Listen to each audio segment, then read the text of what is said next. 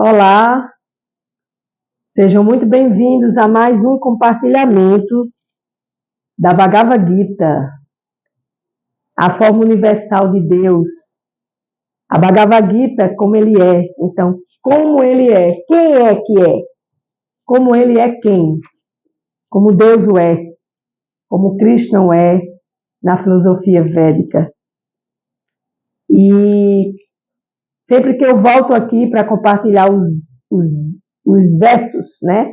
Que a Bhagavad Gita, ela tem 18 capítulos e mais de 1.800 versos. E cada capítulo demonstra, traz uma experiência para as nossas almas. Para que a gente possa entender o verdadeiro sentido de estar aqui agora, inserido neste corpo material. Que este corpo material tem o meu nome, tem o seu nome. Nós pertencemos a um país, nós nascemos num país, nós somos brancos, pretos, índios, pardos, mulatos, mas tudo isso, né, pertencemos a uma certa família, mas tudo isso é uma qualificação corporal, né? A não aceitação de quem nós somos e de que nós estamos aqui agora vivendo esse modo da natureza material, ou os 3 modos da natureza material, bondade, paixão e ignorância, né? E nossa alma está vinculada, está atada por esses 3 gunas. Gunas em sânscrito significa cordas, né? Então essas 3 cordas, esses 3 gunas, nos atam a estar condicionado neste momento, aqui agora, nesta vida atual. E aí, dentro desse condicionamento, existe também o nosso karma, que eu sempre comparo o karma com uma mala, aquela mala velha, antiga, que já está bem usada, e dentro dela tem muita coisa que já foi mastigado, tem muita roupa que já foi usada, tem muito sentimento que já foi tentado ser consertado, tem alguma emoção que ainda está em desequilíbrio, e essa mala kármica a gente tem que puxá-la. E puxar essa mala leva algum tempo para que a gente entenda que muitas coisas que acontecem na nossa atualidade vêm desse processo kármico, desse aplicativo divino, sim, que é um aplicativo divino de Deus, para trazer este entendimento de que nós precisamos esvaziar essa mala para nos purificarmos e para que possamos estarmos mais próximos a Deus, em amor, em devoção, em gratidão.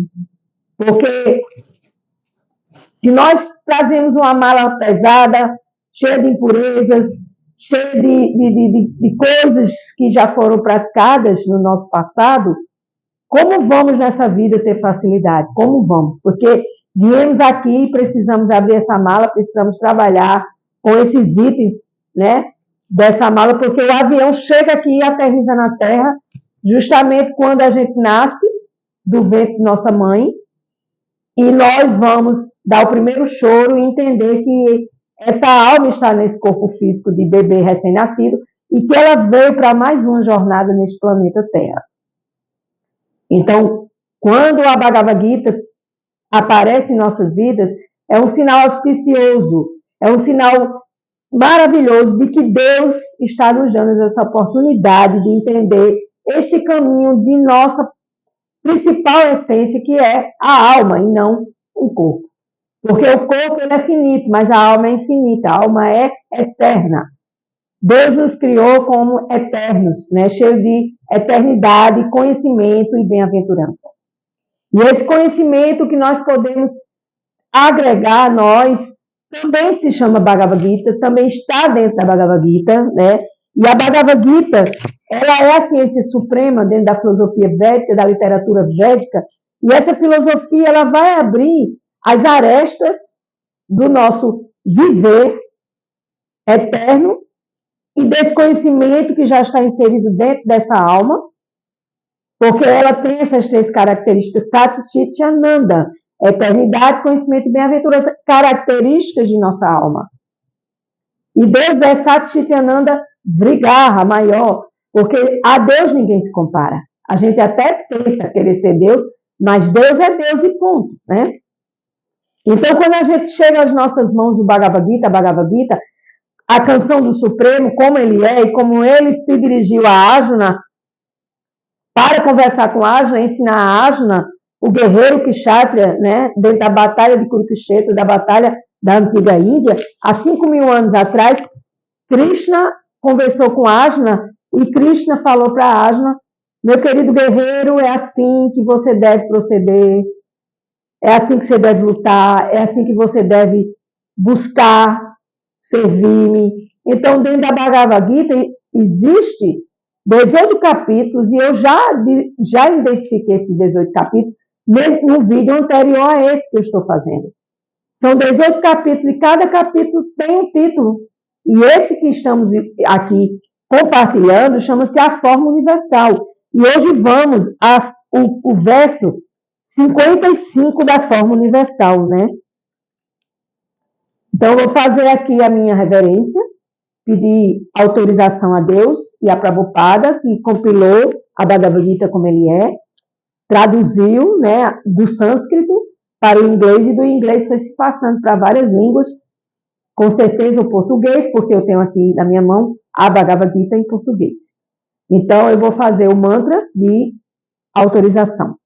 Agyana Timirandasya Yana Jana Salakaya Shakshu Militayina Tasmai Shri Guruve Namaha. Om. Om é o som universal, o som da criação.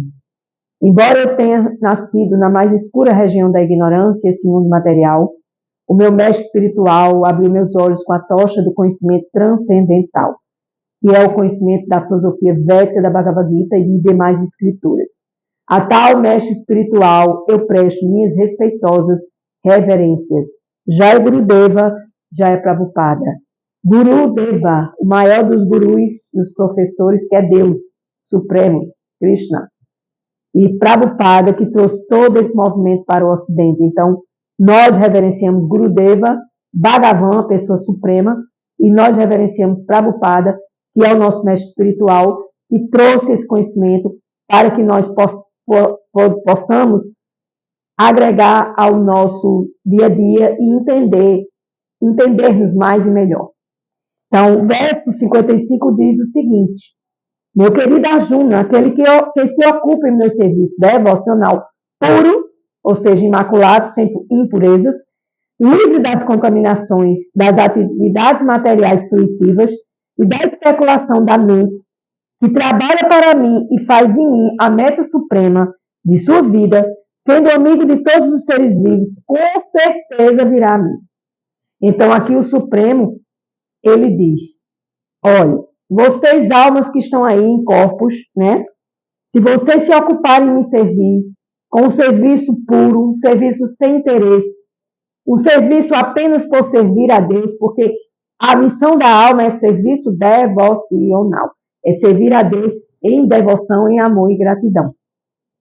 E esse serviço ele precisa estar livre das contaminações da matéria. Por quê? Porque aqui na Terra a gente trabalha por interesse. Eu vou trabalhar no meu trabalho porque no final do mês eu vou ganhar 2, 3, 4, 5 mil, 20, por aí se vai, a quantidade de dinheiro, né? Mas aí é um interesse, é uma troca, mas com Deus não pode haver isso. Com Deus você precisa trabalhar desinteressadamente. E quando você estiver trabalhando com frutos materiais, você precisa entregar o resultado desses frutos a Deus. Eu estou trabalhando, então eu ofereço meu trabalho a Deus, eu ofereço o meu dinheiro a Deus, eu ofereço o meu carro a Deus, eu ofereço a minha vida a Deus, porque eu sou uma alma. E toda alma deve servir a Deus e oferecer a Deus tudo que ela tem. Porque nada é nosso, tudo é de Deus.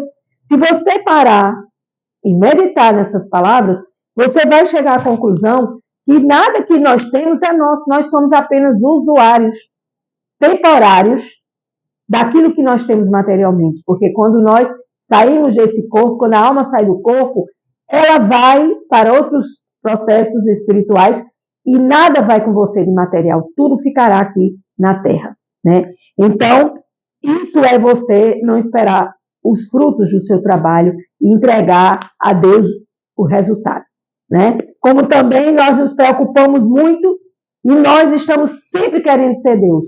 Controlar isso, controlar aquilo, controlar pessoas, controlar situações. Se algo acontece, entrega a Deus. Porque fé é isso, é você entregar a Deus e esquecer. Mas quem faz isso? Não, porque isso tem que ser assim, porque tem que... Eu já fui assim. E sempre estou me policiando para não mais ter esses tipos de atitudes, porque esses tipos de atitudes, elas não nos levam a uma libertação. Leva-se a um condicionamento maior na matéria. Quando a gente quer controlar, a gente se condiciona mais aos resultados da matéria. Seja que resultado seja, né? Então ele diz, livre da especulação mental. Parar de especular mentalmente e entender que se as coisas se apresentam dessa forma, é porque dessa forma o é. Eu não tive nenhum problema em ouvir a Bhagavad Gita pela primeira vez, em estudar a Bhagavad Gita e fazer um curso, uma síntese da Bhagavad Gita, que vai fazer 1 ano já que eu fiz essa síntese, na Sociedade de Estudos Vedas Avançados, com 2 mestres. E eu escutava os versos e dizia, isso é isso, isso aqui é isso, isso aqui, isso é isso, isso aqui. Porque a verdade é absoluta. Eu estou lendo uma verdade absoluta, mesmo que você diga, não, isso é muito complicado para mim, eu não aceito isso. Mas não é sua alma que está falando, e sim o seu falso ego. Você está se identificando com o seu corpo. Quando você especula muito mentalmente, você quer saber, como 2 mais 2 é 4, na matemática material, isso não vai se adequar às especulações mentais sobre as formas universais e sobre Deus em si, porque Deus é misterioso em si. Então, a pouco, você tem que ir estudando e você tem que ir entregando todo esse estudo a Deus, para que Deus abra mais essa possibilidade e lhe dê essa tocha do conhecimento transcendental para você sair desse condicionamento material e evoluir. Quem vai evoluir? A alma. Porque a alma precisa de evolução, a alma precisa de conhecimento, a alma precisa de inteligência. E tudo isso ela já tem dentro da sua essência, só que nós não usamos. Porque nós usamos a inteligência para as coisas materiais e nos damos mal. Porque aí vem o sofrimento. A gente se apega, do apego vem a ira, da ira vem a confusão mental, se perde a memória e se perde a inteligência e se fica perdido nesse oceano de misérias materiais, que é a própria Terra, é o próprio planeta Terra, nesse lado de purificação e nesse lado de aprendizado.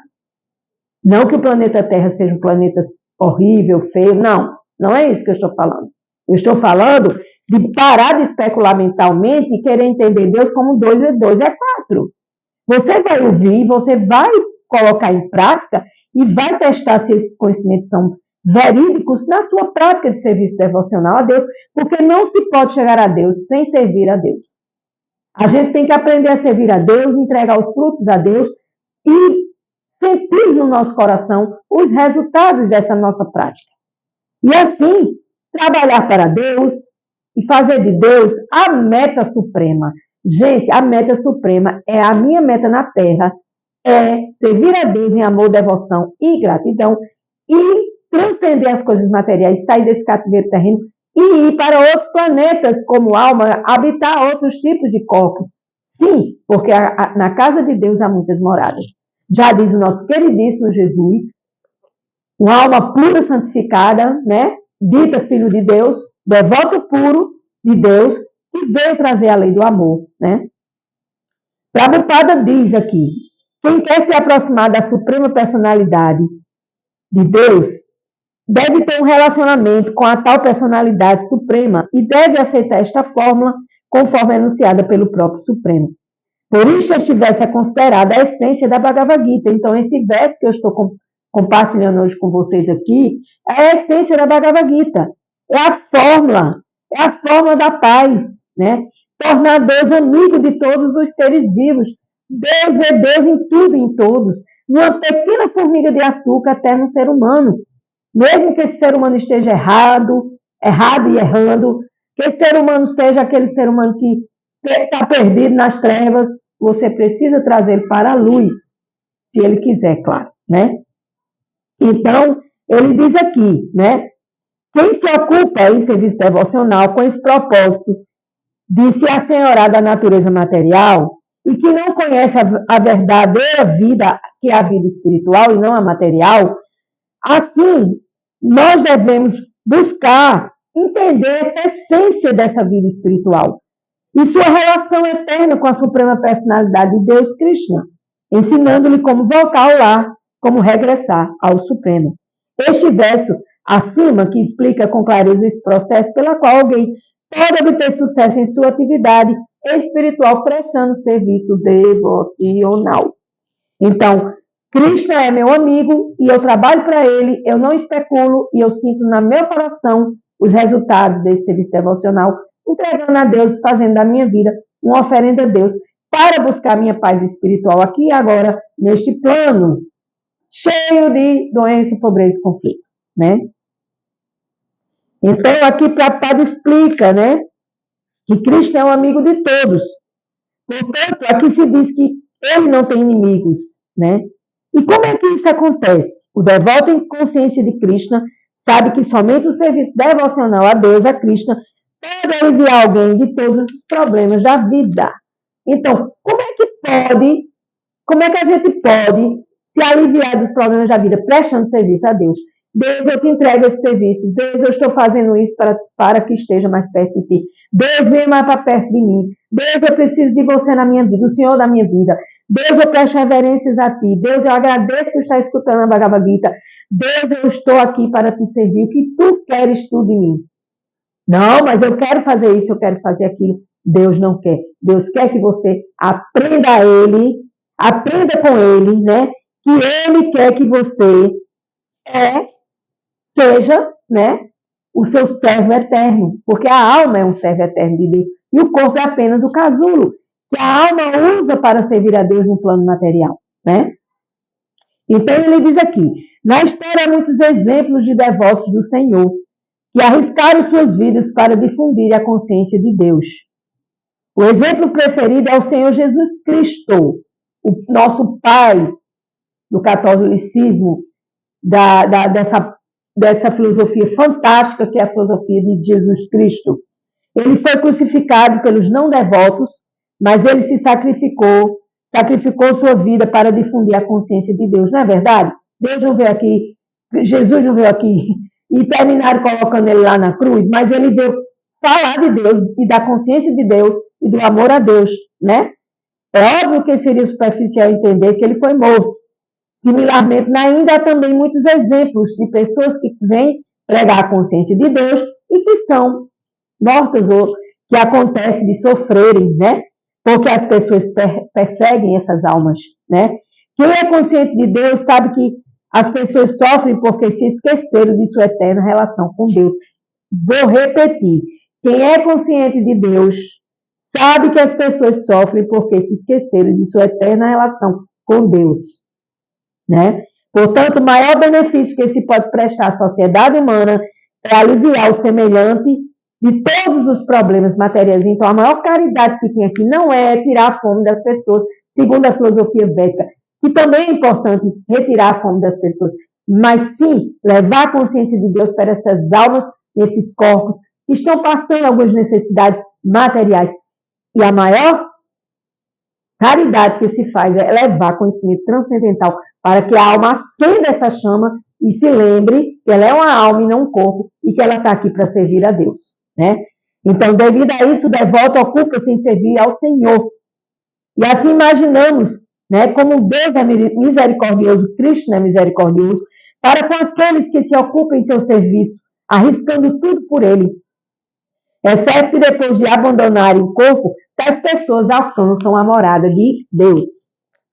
Krishna Loka, a morada de Deus, Goloka Vrindavana, a morada transcendental onde está Deus morando, porque existem milhões de planetas, e um deles é o planeta de Deus.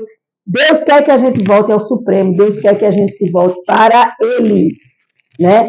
E que a gente recobre a consciência que a gente é uma alma e não um corpo, e que a gente precisa prestar esse serviço devocional, né? Então, com amor e devoção e apego a Deus, a Krishna, devemos ter Deus sempre dentro do coração e não ver nada mais além de Deus, porque tudo é ilusão, né? Então, deves compreender, portanto, que o significado deste capítulo é que a forma de Deus é essencial e suprema. Krishna, o Supremo, a suprema personalidade de Deus. Então, eu deixo aqui com vocês o maior benefício que se pode prestar à sociedade humana é aliviar o semelhante de todos os problemas materiais. Então, quando nós temos no coração o devido respeito e a devida emoção de compartilhar a Bhagavad Gita, a gente pode aliviar um pouco o sofrimento das pessoas.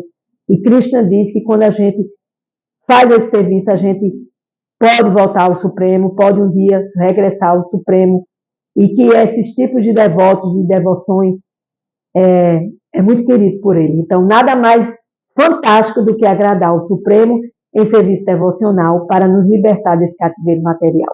Com gratidão, encerro mais um dia, passou quase 2 minutinhos, peço perdão, mas é necessário. Terminamos o capítulo 11, na próxima leitura meditativa entraremos no capítulo 12, que é o serviço devocional. Vamos aprender como servir a Deus aqui na Bhagavad Gita.